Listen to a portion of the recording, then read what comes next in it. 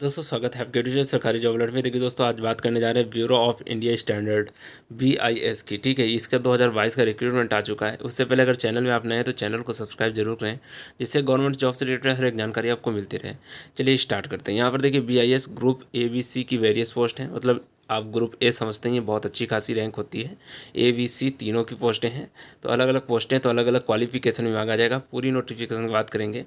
यहाँ पर देखिए, आप इस फॉर्म को सरकारी रिजल्ट.com की साइट से जाकर फिलअप कर सकते हैं।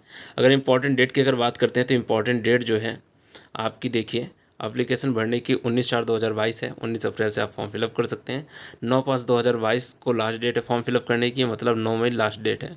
लास्ट फी पेमेंट करने की भी 9 मई है, और इसकी एग्ज़ाम जो है जून 2022 में हो जाएगा। ठीक है, एप्लीकेशन फ़ीस की अगर बात की जाए तो यहाँ पर असिस्टेंट डायरेक्टर पोस्ट के लिए अगर बात करें तो जनरल OBC EWS के लिए 800 रुपये है। SC ST फिजिकल हैंडीकैप के लिए कोई भी फीस नहीं है, 0 रुपीज़। और ऑल फीमेल कैंडिडेट जो फीमेल कैटेगरी की गर्ल्स हैं उनके लिए कोई भी फीस नहीं है।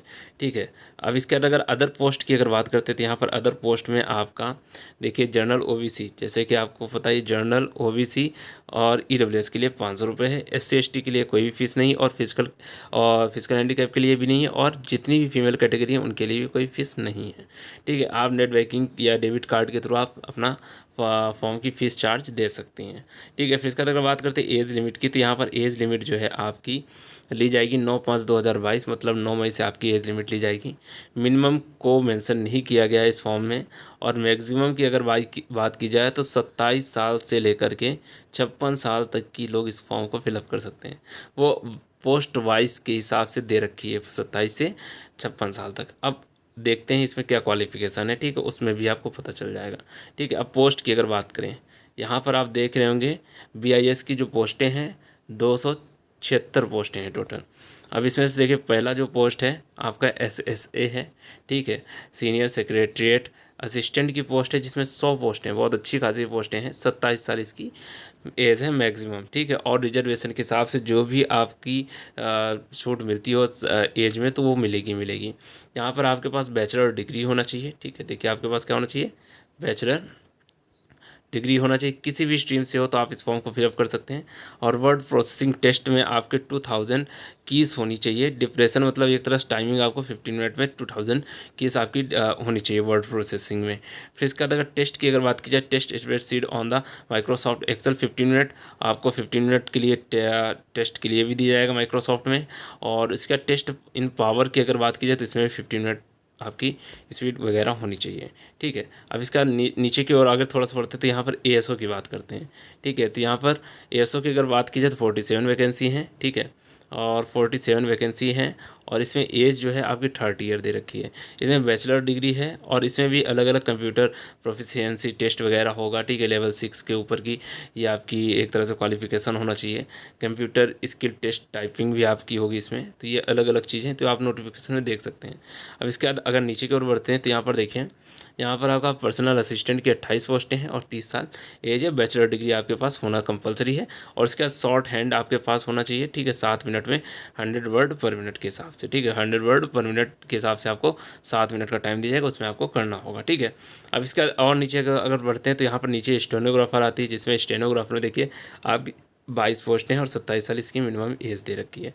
ठीक है, यहाँ पर देखिए 27 साल इसकी मिनिमम एज दे रखी है, और बैचलर डिग्री आपके पास होना चाहिए अगर स्टेनोग्राफर का फॉर्म आप फिलअप कर रहे हैं, और ये आपकी कुछ क्वालिफिकेशन होनी चाहिए। और शॉर्ट हैंड भी आपकी इंग्लिश हिंदी में 80 वर्ड पर मिनट होना चाहिए। चलिए फिर इसका नीचे की ओर और बढ़ते तो यहाँ पर अब देखिए ये मेन इंपॉर्टेंट चीज़ें आई हैं। ठीक है, यहाँ पर टेक्निकल असिस्टेंट की बात करें तो यहाँ पर टेक्निकल असिस्टेंट जो है मैकेनिकल के लिए आपके पास 19 पोस्टें हैं। ठीक है, और 30 साल ईयर है, और 3 ईयर डिप्लोमा होना चाहिए मैकेनिकल इंजीनियरिंग में, और अगर 60% मार्क होने चाहिए। ठीक है, और SC ST अगर हैं तो आपके पास 50% मार्क होगा तो भी चल जाएगा।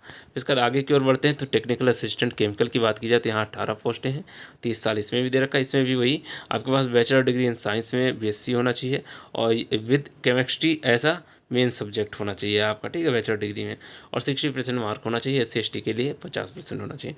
टेक्निकल असिस्टेंट माइक्रोबायोलॉजी की अगर बात की जाए 10 यहाँ पर पोस्टें हैं, 30 साल इसमें भी दे रखा है, और इसमें देखिए बैचलर डिग्री होना चाहिए माइक्रो बायोलॉजी से, ठीक है, बीएससी होना चाहिए।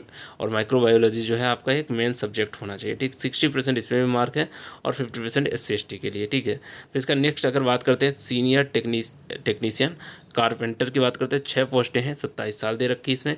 देखिए इसमें कई पोस्टें अलग अलग हैं, ठीक है, अलग अलग ट्रेड के हिसाब से, तो उसी हिसाब से आपका यहाँ पर दे रखा है। तो यहाँ पर देखिए 10th आपका पास होना चाहिए और ITI आपका होना चाहिए NCVT में, और 2 साल का एक्सपीरियंस होना चाहिए, जब भी इन फॉर्मों को आप डाल सकते हैं।